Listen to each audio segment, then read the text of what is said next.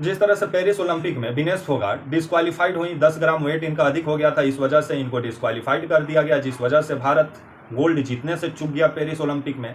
लेकिन इस मामले पर जब पहला जो धान काटने जाती हैं हेलीकॉप्टर से मथुरा, हेमा मालिनी जी, इनसे सवाल पूछा गया कि मैडम जो पेरिस ओलंपिक में जो विनेश फोगाट हैं वो गोल्ड से चूक गई हैं, इस पर आपका क्या कहना है?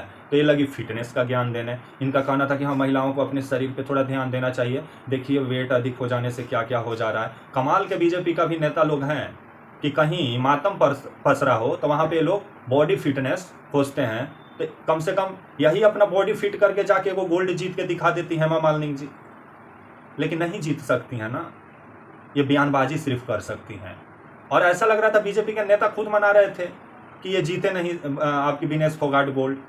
जिस तरह से लोग बयान दे रहे हैं इससे यही नजर आ रहा है। और उसके बाद से दूसरा जो है कंगना रनौत जी, जो कि पहले बॉलीवुड की अभिनेत्री हुआ करती थी और आने वाले राहुल गांधी को लेकर बयान दी थी कि राहुल गांधी ड्रग्स लेके आते हैं, लेकिन इनके ऊपर खुद ड्रग्स का आरोप लगा था बॉलीवुड में जब ये थी, इस पर कुछ नहीं बोलती हैं। अब उनका बयान आया कि विनेश फोगाट पे इतना पैसा खर्चा किया गया, जो लोग सवाल उठा रहे हैं उनको सोचना चाहिए। तो भाई पैसा खर्चा किया गया तो क्या आप अपने घर से खर्चा किए थे, क्या आप अपना खेत बेच के ले जाके विनेश फोगाट के ऊपर लुटा दिए?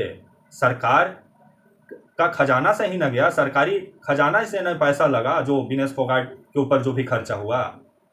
विनेश फोगाट के जो चाचा, विनेश फोगाट के तो पिताजी बचपन में ही उनका हत्या हो गया था, उनका परवरिश उनका चाचा जी किए, आपके जो है महावीर सिंह फोगाट। वो कितना बार विनेश फोगाट को बोलने गए कि हम तुम्हारे लिए ये खरीद के दिया, हमारे लिए वो खरीद के दिए। लेकिन ये भारत की सरकार है ना, आपको एहसास भी करा देती है। जो मनसुख मांडविया है खेल मंत्री, ये तो मतलब सब लोग गमगीन था कि भाई ये गोल्ड से चूक गया भारत कुश्ती में, महिला पहलवानी में। लेकिन इस पर थोड़ा सा बात विचार करने के बजाय संसद में वो लगे विनेश फोगाट पर कितना पैसा खर्चा हुआ है उसका हिसाब किताब देने। तो इसी से तो नजर आ रहा है कि ऐसा लग रहा था बीजेपी के नेता खुद नहीं चाह रहे थे कि विनेश फोगाट गोल्ड जीते, जिस पर विभिन्न सवाल खड़ा होता है। और उस पर ये हेमा मालिनी और कंगना रनावत, ये दोनों का बयान आना, एक का बॉडी फिटनेस को लेकर के सलाह देना और दूसरे का पैसा को लेकर ज्ञान देना, जिस पर विभिन्न सवाल खड़ा हो रहा है। क्या बीजेपी का नेता ही नहीं चाह रहे थे क्या कि विनेश फोगाट जीते? और जिस तरह से बीजेपी के नेताओं के नाको दम की हुई थी विनेश फोगाट, क्योंकि जिस तरह से विनेश फोगाट को सड़क पर भी लड़ना आता है और कुश्ती का मैट पर भी लड़ने आता है, जिससे बीजेपी बहुत परेशान थी।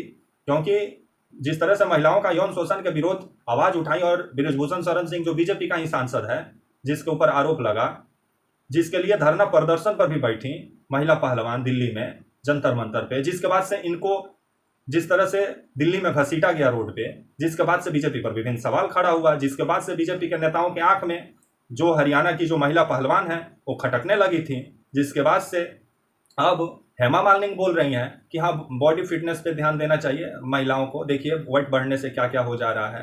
तो आप ही एक बार बॉडी फिटनेस अपना करके एक बार ओलंपिक में चले जाइए, थोड़ा देख लें कितना गोल्ड जीत के लाती हैं आप। और ये जो कंगना रनावत हैं जो बीजेपी का झंडा पकड़ के पहुंची हुई है संसद भवन, जो पैसा पे ज्ञान दे रही हैं, तो उतना पैसा आप ही पे लुटा दिया जा रहा है, आप ही एक बार गोल्ड जीत के ला दीजिए। ला सकती हैं? नहीं ला सकती हैं। इन्हीं लोग का मतलब उत्पीड़न के कारण ऐसा लग रहा है ना कि विनेश फोगाट कुश्ती को छोड़ी हैं।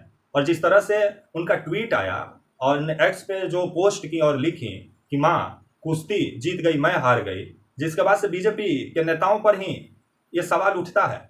क्योंकि कोई अगर कुश्ती से संन्यास लेता है तो खुशी मन से अलविदा बोलता है। ऐसा लग रहा है कि ये खुशी मन से कुश्ती को अलविदा नहीं बोली है विनेश फोगाट, ये बीजेपी के नेताओं को उबियाने की वजह से अलविदा बोली है।